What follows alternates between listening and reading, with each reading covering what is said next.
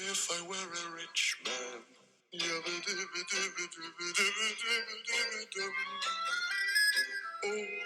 long, if I were a wealthy man. Good morning. Shabbat Shalom. Yes, if I were a rich man. That is very impressive to hear that first thing on a Shabbat. So here I am. I've decided to do a solo. And just to keep everybody updated about my thoughts and to practice my podcasting skills. Once upon a time, I thought of myself as able to communicate well. I think it had something to do with me switching over to the English language as a youngster. There was a time when communication verbally was virtually impossible because all I spoke was a foreign language. So let me start with what is going on in this world. Of course, it's always been that way, what's going on in this world. And I've always had an interest in figuring out what makes things tick. So the things that I've been somewhat obsessed with is the root of people's inability to get to the truth or to accept the truth. Not that I know all the truth, but I always confess or profess that I may not know everything that is true, but I'm sure glad that I know the one that does. And I'm counting on that this morning as I share my thoughts openly and publicly. I rented the Cholesterol, the Great Bluff movie for 99 cents earlier this week. And I actually had to watch it like 4 times. I had 48 hours to do so, so I did. I figured out that one of my TVs didn't actually translate the French language. So, since many of the scientists that were interviewed that spoke French, and I don't understand French, I was somewhat confused about what were they saying? What were they saying? What was it? So when I did change my platform and I went to a TV that translated the French language into English, it was somewhat difficult to keep up with the translation and the the translation being typed at the bottom of the TV screen, but I did, and oops, I had it all wrong, because at first I thought that the French must have convinced the American scientists that the cholesterol is really bad. Yeah, there's the bad and the good cholesterol, and that's what most American people, that's all they know about it. They know they have a bad cholesterol that they need to get rid of. But the reality is that the French scientists actually made every effort to communicate with the American scientists about that their hypothesis was not adding up. They were taking 2 and 2 and coming to the conclusion that that is 5. Well, they were missing the point, and they actually orchestrated it on purpose to get to the bottom line that they were looking for. Yes, many people have profited, and I think the high point of the movie, and my recollection, is when 2 scientists, also doctors, won the Nobel Peace Prize for discovering the 2 types of cholesterol in 1985, and that one of them was bad, and but they ignored many of the other tests and actually just buried them. Since the country of France didn't fit their ideology, they completely removed it from the data. There was data on all the countries, and it was their consensus that the United States of America had the greatest amount of heart failure and heart conditions because of, and they blamed it on the diet. So all the other countries were lower, and they had the highest cholesterol. So France didn't have any of the heart failure incidents, but their cholesterol was also high. So they removed that data because it didn't fit their ideology and it didn't make the bottom line come out where they wanted it to. So France was actually, the whole country of France was excluded from the study. And the consensus was, yes, we have a cholesterol problem. The bad cholesterol is causing all these problems. They completely disregarded smoking. They completely disregarded the sedentary lifestyle. So you some of you may know the rest of the story, but what really made me think was the consent of the bottom line was that the statins that they invented statins, and it found some way to reduce the bad cholesterol. Yes, it was reducing the bad cholesterol somewhat. On the studies, 5-year studies of people taking these medications. Oh yeah, the first medication that was invented was completely a complete failure and had to be removed and hidden altogether. And that was back in the 50s. So well, maybe not. Maybe I'm wrong with it being in the 50s, or maybe it was in the 80s. So, but they came up with the really first public statin drug in 1987. Now, I'm going only by recollection. I really didn't take any notes, but since I watched the movie four times, I should have it still clear in my memory. And I did really think about it a lot because it's been a concern of mine for many years. I may want to give you a reason why it's been a concern, because I've had doctors point out to me for years that, oh, your bad cholesterol is so high. But I'm feeling good, doctor. Why should I take some medication for something that doesn't seem to be bothering me? But your veins are clogging right under your skin, and the scare was tremendous. So I've done deep dives into the cholesterol issue for many years because I supposedly am suffering from high cholesterol. Of course, my husband as well. So the high cholesterol has been pointed out, and we've been threatened. I've even been threatened with, oh, you're going to die. And I found the movie, The Cholesterol, The Great Bluff, amazing, because they even showed the old commercials they used to put on the 3-channel TVs we had back in the 80s, and where they scared people half to death about their cholesterol, something they couldn't feel, something they couldn't see, something that only showed up after a blood test. And many people have complied, hence 200 million people have been on regular statin medication for years and years and years. I want to highlight the fact that in the movie, it has been determined, the scientists have determined that there are side effects from these statins. They say, oh yeah, there's side effects, but that's, and if you need it, you're going to be able to use it. It's in your system. The side effects that really disturbed me most were diabetes. The people that are on statins or have been on statins, often they just, more and more of them became diabetic, and also depression, and also emotional distress, also memory loss, and signs of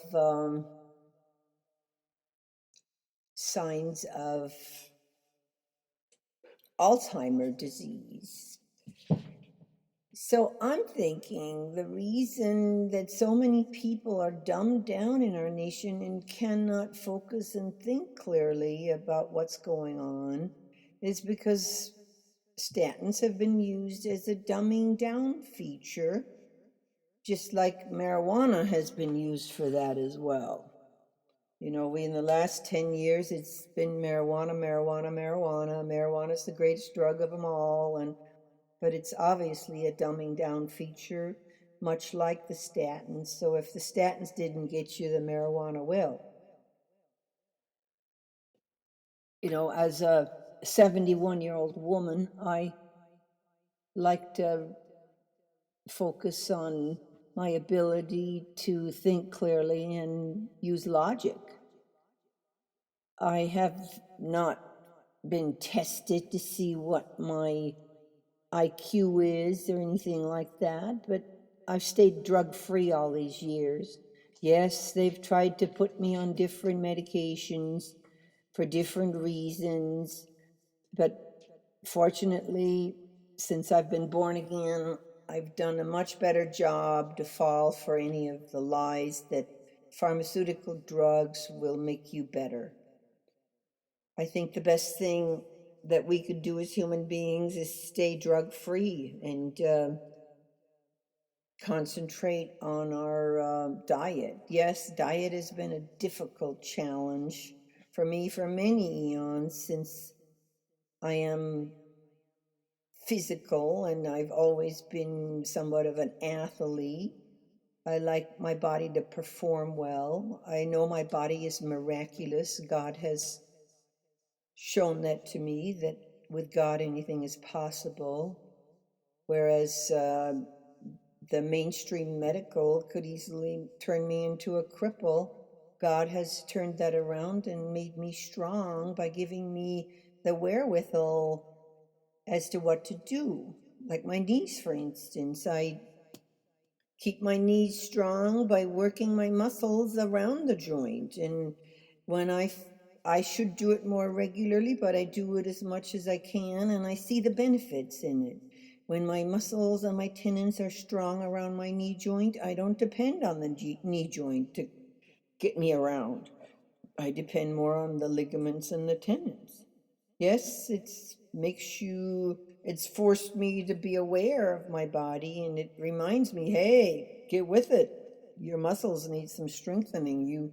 You slacked off. So yes, it is an endeavor that I should do more, but I do notice the benefits of strengthening my muscles at this stage in my life. I'm hoping that the numbers of my days that are left will be profitable. And I don't like to be silenced. I know many people are being silenced. I stay away from mainstream media or corporate media, ABC, NBC, CBS, PBS, CNN, because they have shown me that they do not report the truth. It's very unfortunate that many people are deceived about it because they do put in some snippets of good stuff here and there, and then they fill you up with the whammos of propaganda. So I check on them, and I do see excerpts from the contacts that I do stay on top of. I'm a what they call a crazy conspiracy theorist. But you know what? Being a conspiracy theorist has been proven wrong because these the conspiracies that they accuse us of have come true. So how could that be a conspiracy then? Uh, Dan Bongino says it, many others. So yes, we listen to podcasts, and we have for many years, or I have for many years, at least 11 years here. Since we retired, I can recall always listening to different podcasts, and mostly self-help things or things that I'm concerned about that I want to know more about. I want to hear the ones that mainstream corporate media is not pushing, because they seem to shove a lot of things under the rug. Just remember all the cigarette stuff and how long they kept that under. I really felt hoodwinked about that. And cholesterol, we can add that to it, having been hoodwinked, and so many other things. So in today's world, we have podcasts, but we wonder how long that's going to last, because they have been trying to close those down. And my latest go-to is Rumble. I know it's not perfect, but it's right up there with YouTube. I used to be more of a YouTube watcher and a programmer. I used to do my own shows and post them there.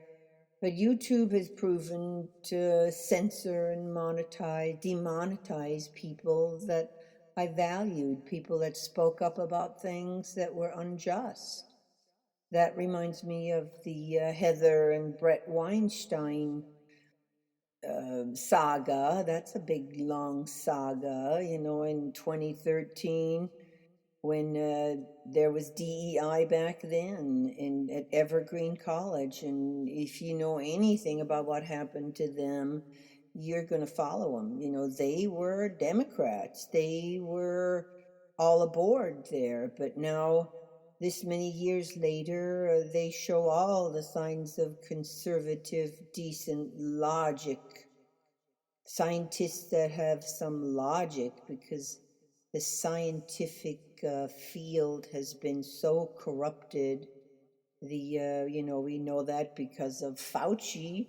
He only gave grants for research to people that agreed with him and his ideology, and those that had anything different to say or saw things that needed to be said were silenced. And not only silenced, they were also they were debunked, they were silenced, they were put to ruin. Their good names were smeared. They were, well, look what happened to people that refused to take the COVID vaccine. They were fired.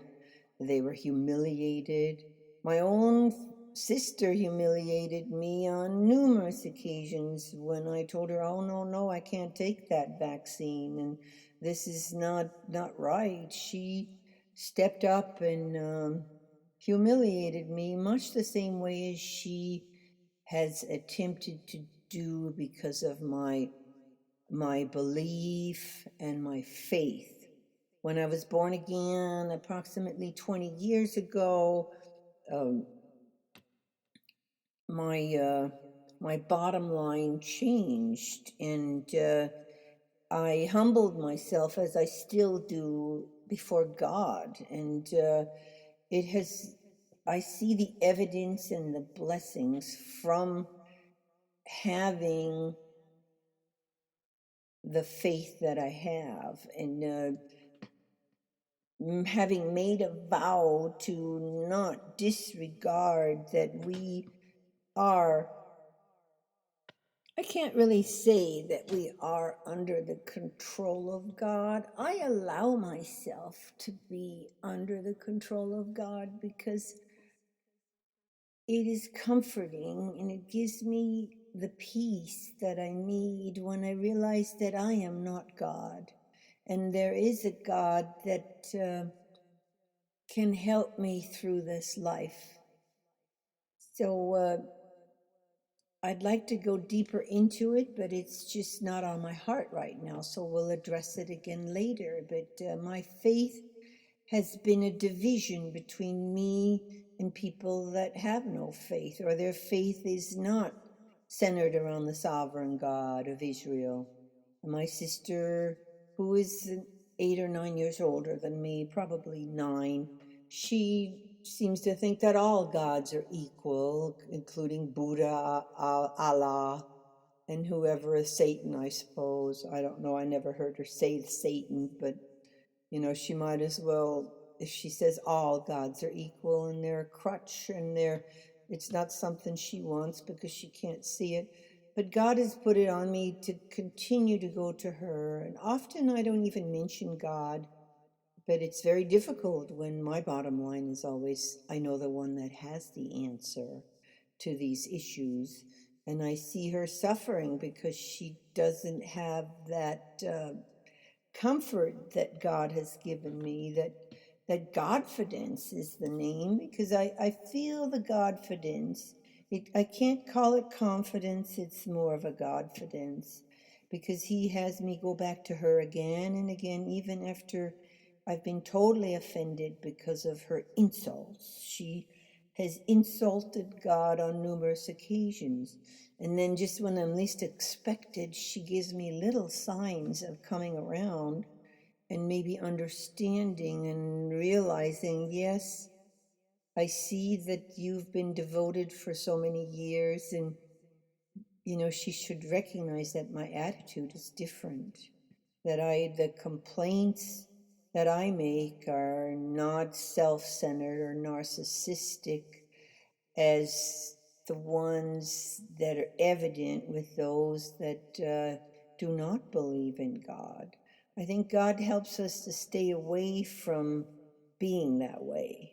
So often when I call my sister, since she doesn't call me, all I hear is her speaking of her agony and her terrible life and how it should be over already, and how it's very hard to steer her away from her suicidal and dark thoughts. But he tells me deep inside that I am more than likely the only connection that she has with him, and that I should not give up, that he does not want me to give up. So often I don't even mention where I get my strength, and I just give her hope, but I also give her truth, and she doesn't like the truth. So the minute I give her some of the truth that I have discerned, she becomes hostile, aggressive, and downright mean. And she's wounded me, but it doesn't take much, and I can shake it off. So yes, I can shake it off, but she's coming right along, and I'm hoping that she will share with me that yes, being closer to God does make a difference in our lives. So let's get back to the cholesterol thing. So the cholesterol thing, the bottom line is the big pharma, the pharmaceutical companies have really done a lot of damage. Many people have profited from it. And yes, I've been very interested in hearing what Robert F. Kennedy Jr. has to say. And I agree with him. Let's make America healthy again. But I truly think a lot of people that are lost, not only are they on drugs, they've been convinced that they must take these drugs to stay alive, and they can't stop taking them because then they will die. That's just an awful thing to tell people. And I wouldn't believe it, but I heard him say it to me directly to my face as well. And I just fired him. But funny how this particular doctor that I met on a well visit, my husband and I, 11 years ago, who said terrible things to us because we refused to take his statin prescription, has now passed away. He passed away this June of 2024. He was adamant, and he said that he was on statins and it made him healthy, and we have to be on them. And if I don't consent to taking them, that I will be responsible for the death of my husband, because he predicted that my husband was going to die from high cholesterol. Well, you're wrong. So that doctor was wrong. My husband has not, he's well and doing fine, and he's not taking statins. So the other drugs is definitely the SSRIs. The SSRIs are those antidepressants that are causing so much damage to people. And it's even been discovered that scientific and data research has proved that children that are put on these antidepressants for years get complete gender confusion. And that's why we actually have kids with gender confusion, or young adults who don't know what sex they are and they're confused. So when that scientific and data came out, these particular specialists and people of higher learning, scientific research, uh, were completely shunned, and they're censored on the constant basis. So it's really hard to get the information. But I was troubled that so many children, so many young adults, supposedly are gender confused, and even in our family we see it. So and I wondered, what could it be? What could it be? Is it the food industry? Are they getting too much estrogen? Are they getting too much soy in their diet? Is it a dietary thing? But I was quite amazed when I, to my surprise, heard a scientist interviewed by one of the prominent doctors that I follow regarding the data that they've accumulated regarding children under 12 that are put on SSRIs. That's the certain kinds of antidepressants. There are many different kinds now, but they're all kind of in the same family. That the side effects are gender delusion and gender confusion. So they haven't, to the best of my knowledge, added that to the number of side effects on these medications. We all know that suicidal tendencies are listed on the side effect list along with other things, but gender confusion and delusion should be added, and it should not be the go-to when kids are out of control or kids have emotional issues. It could very well affect adults as well, but I think it's mostly young children who are not completely developed, and you put them on these pharmaceutical drugs to deaden their emotions. My knowledge and my consensus, my opinion, is that the SSRIs, the antidepressants like Paxil and Zoloft, actually deaden your emotions. Emotions are something that God has given us, and emotions actually is part of life. We have highs, we have lows. Sometimes they last longer than other times. And if you deaden your emotion, you're going to be dead to the world, dead to other humans around you. You're going to be like in a tunnel. You will not see, you will not be affected by things that are sad. And yeah, maybe for a temporary 1 week course, but those pills don't really work like that. You take them for years and you become hardened. And even if you wanted to squeeze out a tear, you can't do it. Tears just don't flow because you've gone to the doctor with an emotional issue. You lost your best friend, or you lost your job, or you're just unsuccessful, or no matter what negative emotion you're experiencing that's making you sad or making you mad, they give you the drug. And no matter your age, they give you the drug. Yeah, kids have emotions, maybe even more so, and their emotions may even get more out of control than an adult's emotion. But putting them on the drugs has caused a lot of damage. So I don't want to keep this podcast going. I need to find a way to wind it down. I have shared a lot of things this morning, and I know it's Shabbat. So we're getting ready to do our Shabbat reading. I pray right now that our Shabbat reading will be more palatable, more that people will want to hear it. People want to hear God's word.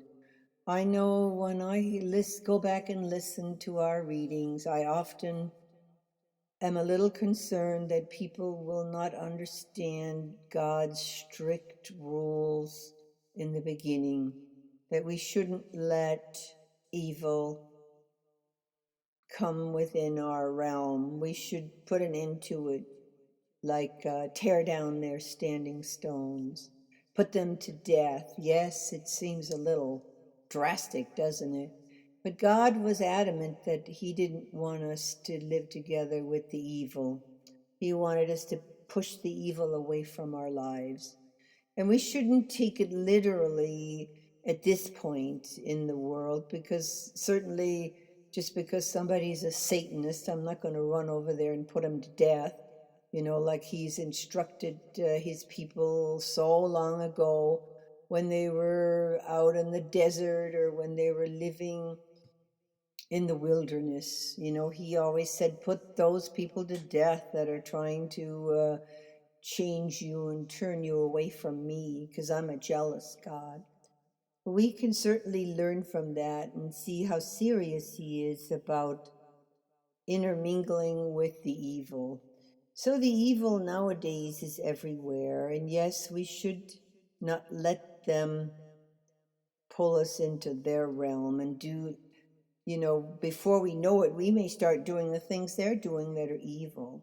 But again, in today's world, putting them to death, I see that differently. When I say put that to death, that means just don't go there. Just leave it alone. Just don't turn from it. Shake it off and don't let them influence you.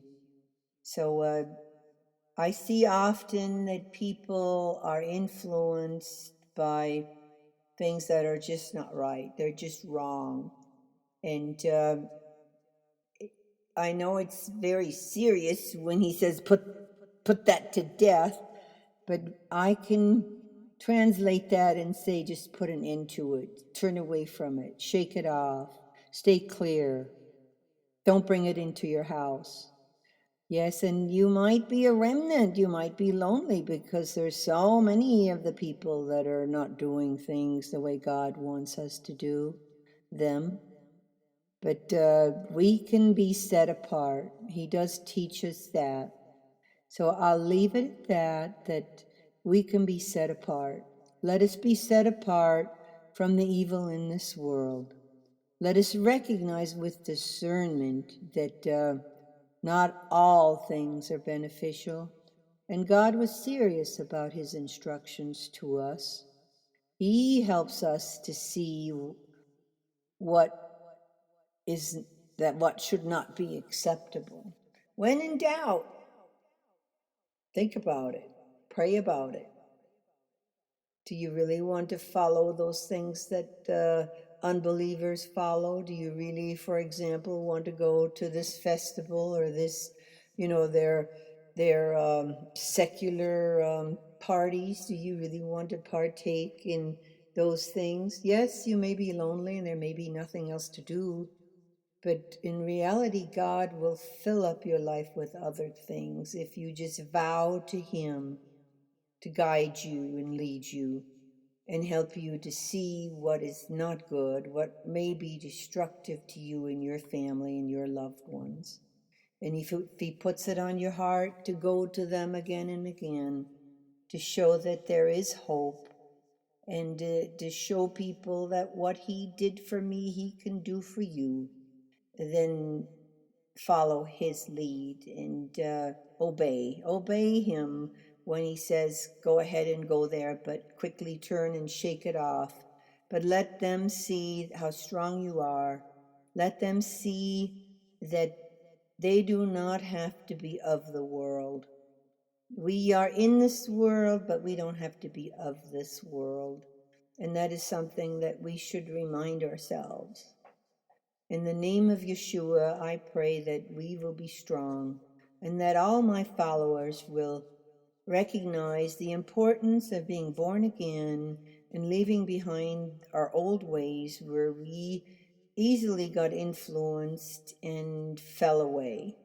And only when crawling back to God because things were bad. God wants us in our good times and in our joy, as well as, and then our bad times will not be as evident. They will not even appear as so bad at all. So I can definitely testify to that, and I'll end it with Shabbat Shalom.